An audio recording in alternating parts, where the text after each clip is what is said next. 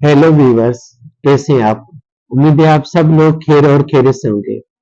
मेरा नाम है डॉक्टर विजय कुमार एस सचदेव और मेरे यूट्यूब चैनल का नाम है expert of disease and it's treatment.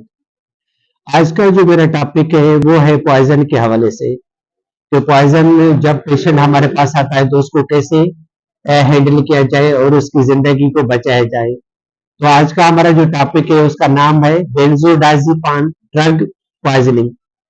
बेंजोडाज़ेपाम drugs poisoning, ठीक है।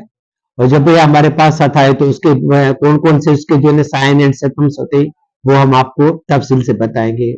अच्छा, ये बेंजोडाज़ेपाम ड्रग्स जो अगर अलोन जो है ना पॉइजन के तौर पे इस्तेमाल की जाए तो ये इतनी टॉक्सिक नहीं होते, यानी कि ये इतनी हार्मफुल नहीं होती। मगर इनके साथ अगर हम अल्कोहल यूज करें या अदर हाइप्नोटिक ड्रग्स यूज करें तो फिर जो इसका जो टॉक्सिक इफेक्ट होता है वो बढ़ जाता है और डबल हो जाता है और पेशेंट की जान को खतरा भी हो सकता है। तो ये हो गया हमारा थोड़ा बेंजोडाज़ेपाम ड्रग्स के हवाले से। तो जब हमारे पास जो पेशेंट वो आएगा तो उसको जो साइन एंड सिम्टम्स होंगे वो होंगे वीकनेस और ड्राउजीनेस, अटेक्सिया, डिप्लोपिया, निस्टेगमस, और उसके बाद डिप्रेस्ड रेस्पिरेटरी सिस्टम होगा और उसकी जो पीपल्स होगी वो रिएक्टेड होगी और नॉर्मल होगी। और पेशेंट जो होगा वो कंफ्यूज्ड होगा, डिप्रेस्ड होगा, कंफ्यूज्ड होगा और सीडेट होगा। और अगर इनको प्रॉपर तरीके से जो है हैंडल ना किया जाए तो ये पेशेंट जो है ना कोमा में भी जा सकता है। तो उसके बाद हम आ जाते हैं पेशेंट के ये साइन सिम्टम्स हो गए, उसके बाद हम आ जाते हैं ट्रीटमेंट की तरफ से। तो सबसे पहले हमें ये करना है कि पेशेंट को जो है ना आईसीयू में एडमिट करना है। आईसीयू में एडमिट करने के बाद आपने इसकी जो है ना आईवी लाइन मेंटेन करनी है।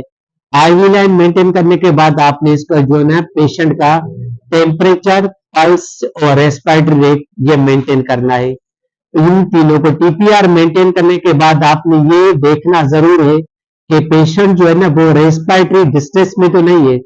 अगर पेशेंट रेस्पिरेटरी डिस्ट्रेस में है तो आपको ऑक्सीजन जरूर देनी चाहिए।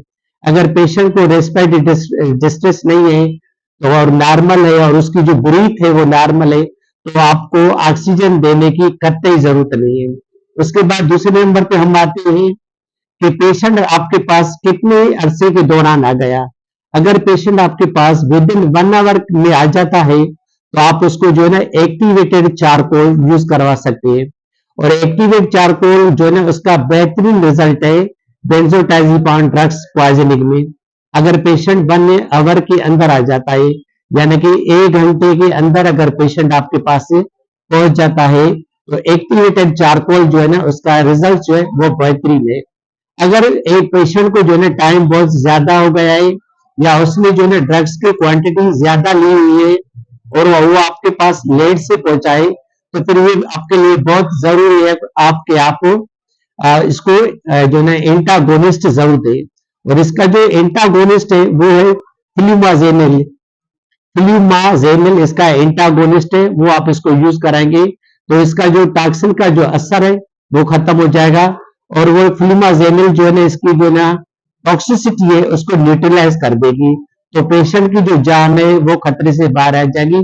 उसके बाद आपने पेशेंट को जो है ना मेंटेनेंस में रखना है जब तक कि पेशेंट आपका खतरे से बाहर नहीं हो जाए। आखिर में मैं आपको ये बात जरूर कहूंगा कि फ्लूमाजेनिल 2 कंडीशन में आपने कभी भी यूज नहीं करवाना है।